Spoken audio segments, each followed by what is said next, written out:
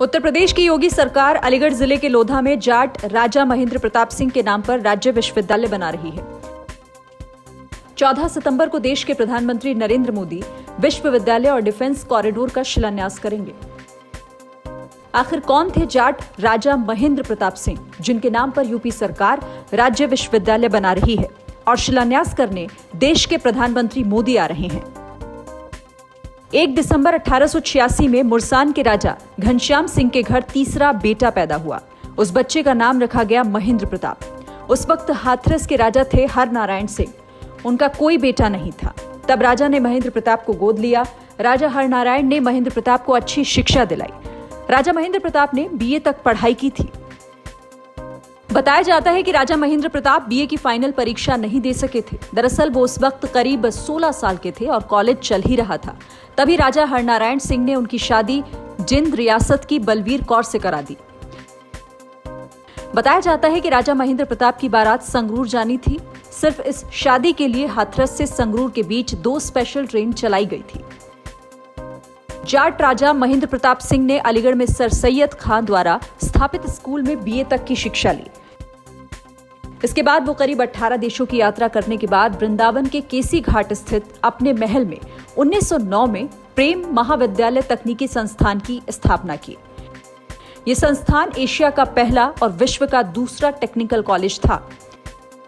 यहाँ शिक्षा के साथ ही लोहे की ढलाई, बढ़ईगिरी, सिलाई, इंजीनियरिंग, मूर्तिकला, गलीचा बुनाई आदि की निःशुल्क शिक्षा दी जाने लगी। सन 1942 में पॉलिटेक्निक कॉलेज मथुरा रोड पर स्थापित हो गया। प्रेम महाविद्यालय इंटर कॉलेज आज भी छात्रों के जीवन में शिक्षा का अलख जगा रहा है। 1909 में बने प्रेम महाविद्यालय में वर्तमान में इंटरमीडिएट तक की पढ़ाई होती है। हालांकि वर्तमान में इस कॉलेज की बिल्डिंग की हालत खास ठीक नहीं है, लेकिन राजा साहब द्वारा स्थापित इस विद्यालय में आज भी सैकड़ों छात्र शिक्षा प्राप्त कर रहे हैं। प्रेम महाविद्यालय इंटर कॉलेज के प्रिंसिपल डॉक्टर देव प्रकाश बताते हैं कि जिस बिल्डिंग में ये महाविद्यालय है वो राजा का महल हुआ करता था। विद्यालय बनने के बाद राजा महेंद्र प्रताप ऊपर की मंजिल पर स्थित एक लंबे चौड़े कमरे में रहा करते थे। वर्तमान में बिल्डिंग जर्जर अवस्था में है। उन्होंने बताया कि विद्यालय की छतें टूट टूट कर झड़ रही हैं और कई बार तो गंभीर हादसा होते होते टला है। और बताया जाता है कि उस समय करीब 55-60 राज्यों ने उनकी सरकार को मान्यता प्रदान की थी कि यदि प्रथम विश्व युद्ध में भारत स्वतंत्र हो जाता है तो राजा महेंद्र प्रताप ही इसके राष्ट्रपति भारत सरकार के होंगे। दुर्भाग्य रहा, उस समय देश स्वतंत्र नहीं हो पाया कि राजा साहब अपने संकल्प के अनुरूप लौट करके नहीं आए। और आपने सुना भी होगा कि जापान में उन्होंने जो एक आज़ाद हिंद फौज नाम से संगठन खड़ा किया था, जिसके बाद में जाकर के उन्होंने सुभाष चंद्र बोस को सेनापति भी बनाया था, उसमें उनकी बहुत बड़ी भूमिका रही थी। अंतर्राष्ट्रीय स्तर पर अंग्रेजों से लड़ाई लड़ने में जापान, जर्मनी आदि देशों को लेकर के उन्होंने कबीलाई युद्ध अंग्रेजों के साथ में लड़ा। और आप समझते हैं कि संयुक्त राष्ट्र संघ की स्थापना में भी राजा महेंद्र प्रताप का बहुत बड़ा योगदान रहा है। ये बताया जाता है कि किसी समय पंडित जवाहरलाल नेहरू राजा महेंद्र प्रताप जी की चिट्ठियों के आधार पर ही विश्व के राष्ट्राध्यक्षों से मिलते थे। जितने बड़े विश्व में लोकप्रियता राजा महेंद्र प्रताप की रही है, उतनी बड़ी लोकप्रियता हिंदुस्तान में आज किसी भी नेता की नहीं रही है, क्योंकि उन्होंने अंग्रेजों के खिलाफ जो एक लहर पैदा की अंतर्राष्ट्रीय स्तर पर। हमारे भारत में तो लोग लड़ ही रहे थे, पर निश्चित रूप से वह लहर बहुत बड़े काम में आई। और आपको जानकर के खुशी होगी कि दक्षिण अफ्रीका में जो महात्मा गांधी जिस समय आंदोलन चला रहे थे 1915 में आने से पूर्व, तो स्वयं महात्मा गांधी जी गोपाल कृष्ण गोखले जी से मिले थे और उन्होंने ये कहा था कि मैं महात्मा गांधी जी का सहयोग करने के लिए दक्षिण अफ्रीका जाना चाहता हूँ। किंतु गोपाल कृष्ण गोखले जी ने उनसे मना कर दिया कि नहीं आप वहाँ नहीं जाएंगे। तो इसके बावजूद भी उस समय महात्मा गांधी जी को उस समय 2000 रुपये उस आंदोलन को चलाने के लिए महात्मा गांधी जी के लिए राजा महेंद्र प्रताप के द्वारा भेजे गए।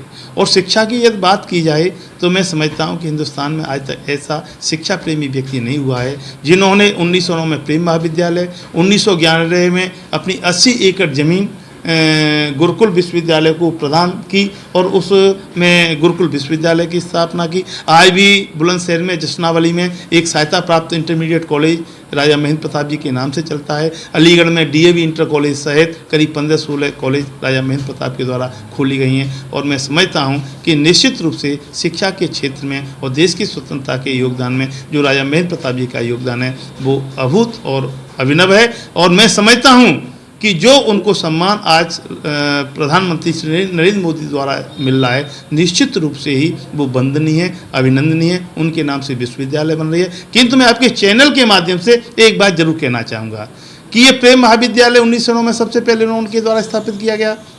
32 साल आने के बाद भी, कि हमारे पास सब कुछ होने के बावजूद भी हम अंग्रेजों के अधीन थे। तो यहीं से राजा साहब के मस्तिष्क में एक प्रश्न पैदा हुआ कि कोई देश स्वतंत्र क्यों है, कोई परतंत्र क्यों है, कोई बलशाली क्यों है, कोई कमज़ोर क्यों है। तो उन्होंने, राजा साहब ने लिखा है कि करीब 18 देशों की उन्होंने उस समय यात्रा की। उनके मस्तिष्क में से हनीमून का जोर समाप्त हो गया और उन्होंने केवल ये देखना प्रारंभ किया कि ये कोई राष्ट्र शक्तिशाली क्यों है, कोई राष्ट्र निर्बल क्यों है। तो उन्होंने 2 तत्व पाए।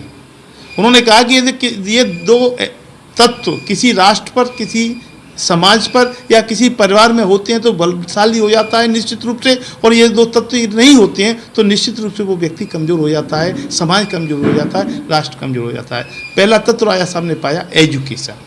जहाँ शिक्षा होगी निश्चित रूप से वह राष्ट्र, वह कौम या वह समाज या वह परिवार कभी कमज़ोर नहीं हो सकता है।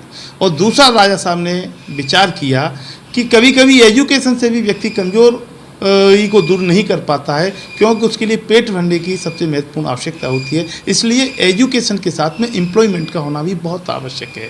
इसलिए उन्होंने देखा कि जो फ्रांस वगैरह, तुर्की, ऑस्ट्रिया, हंगरी आदि राष्ट्र थे, जो मजबूत राष्ट्र थे, इंग्लैंड वगैरह, वहाँ पर केवल ये 2 चीज़ थी, एजुकेशन थी, एम्प्लॉयमेंट था। और अन्य जो राष्ट्र कमज़ोर थे, चाहे वो भारत हो, चाहे दक्षिण अफ्रीका रहा हो या अन्य राज्य रहे हों, वहाँ उन्होंने देखा कि वहाँ ना एजुकेशन थी, न वहाँ पर एम्प्लॉयमेंट था। इसलिए राजा साहब के मस्तिष्क में ये प्रश्न आया कि जो उस कस्टम ऑफिसर ने प्रश्न उठाया है कि भारत में अंग्रेज क्यों राज कर रहे हैं, उन्होंने कहा कि अंग्रेज़ों को हम बिना लड़ाई देश से बाहर कर सकते हैं यदि सभी राजा अपने अपने क्षेत्र में एक विद्यालय स्थापित करें, और वो विद्यालय केवल साधारण विद्यालय न हो, बल्कि वो टेक्निकल विद्यालय हो, जिससे विद्यार्थी पढ़ते पढ़ते स्वयं दक्षता को हासिल कर ले। और अंग्रेज उस समय जो 1 पैसे की चीज़ कच्चा माल लेकर के हिंदुस्तान से विदेश के लिए जाते थे और वहाँ से उसी माल को निर्मित करके 100 पैसे का बेचते थे, राजा साहब का मानना था कि हमारा कच्चा माल होगा, हमारे बनाने वाले होंगे, और जो चीज़ हमें महंगी प्राप्त हो रही है